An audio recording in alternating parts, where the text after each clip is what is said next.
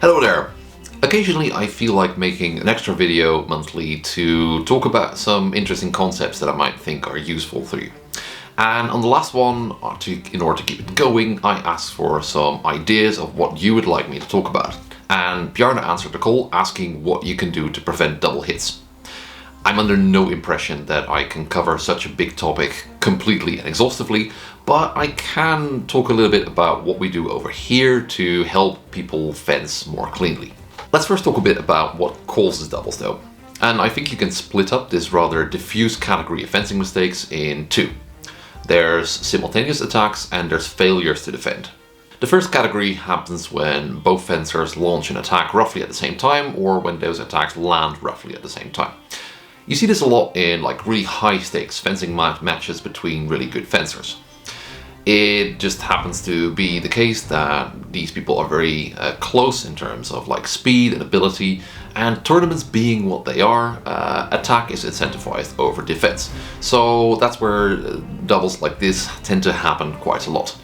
And as for what you can do against them, unfortunately I won't be able to say a lot of useful things over here. What you can do to prevent simultaneous attacks is generally get better at reading your opponent in Zufechten, have better reaction speed, and just try to be faster than most of your opponents in general. In short, just get good. That said, you can definitely do something about failures to defend. So the kind of situation where one fencer launches very clearly an attack and the other, instead of parrying that attack, decides to launch an attack of their own. Now, it's very clearly the fault of the second fencer in this situation, but a double is bad. So even if you're not necessarily at fault, this is not a good outcome. So this approach very much focuses on trying to teach people to fence more clearly and specifically be a bit more focused on defense in everything that you do. I'll show you an example of a longsword class I recently run, but you can use this structure with almost any weapon, any technique and any starting situation. The idea is that you always have basic actions that you can fall back on to react quickly and appropriately to an opponent doing unexpected things. When you are sure of your opponent's intentions, then you can use fencing techniques with less of an open-eyes defensive components, such as very committed and fast indes actions or direct attacks. Let's start with just a simple parrying drill. You start in fluke and your opponent attacks either to your left side or your right. Let's stick with simple straight parries for now, and this should hopefully not prove too difficult to do well then. But let's be honest. When was the last time your sparring partner just walked up to you and made an Oberhaut to one side or another? So to make it more realistic, we can turn this into a game. Your coach scores when they hit you in the mask with an Oberhaut. You score when you parry the Oberhaut. So your coach is allowed to use body feints, but as soon as their blade starts moving forward in a significant way, they need to finish the cut in that trajectory.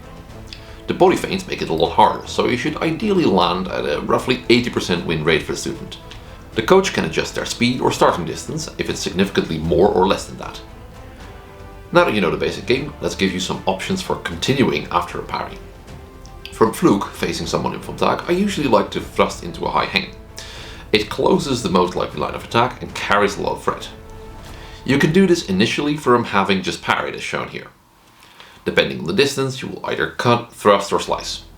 I like to do this with a movement that's very similar to making a Zwerchhau, as it fits all three wounding options well and leaves the choice of which one happens up to your opponent. But you could for instance also decide to focus on landing that thrust, as that is a little bit easier to do.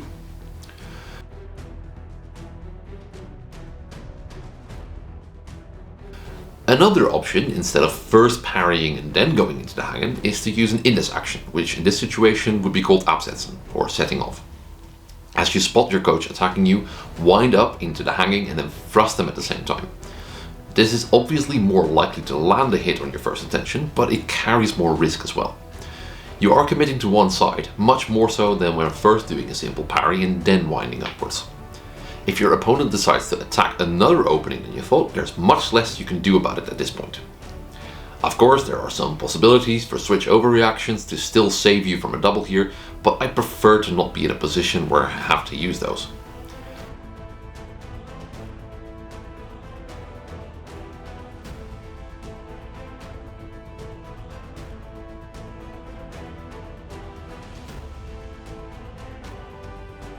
The final technique that makes sense here is to perform a direct thrust before your coach attacks, so that will be ansetzen or setting on. This is quite nice when your opponent spends too much time setting up their attack, effectively moving at the edge of a range without a real threat. In that case, you're more than free to just go for it.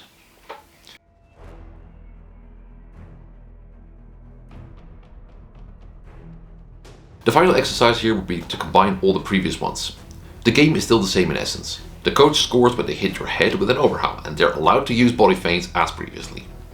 The student, however, now scores when they parry the coach's overhand and make a successful counter. This could be something like a cut, thrust, or a slice from the high hanger, or a thrust from long point.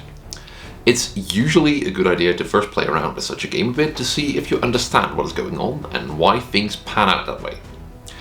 So you can pause the video here for a bit to give it a shot and listen to what I think afterwards, or just continue, it's all the same to me, but keep that in mind. Regardless, this is what I think should be happening.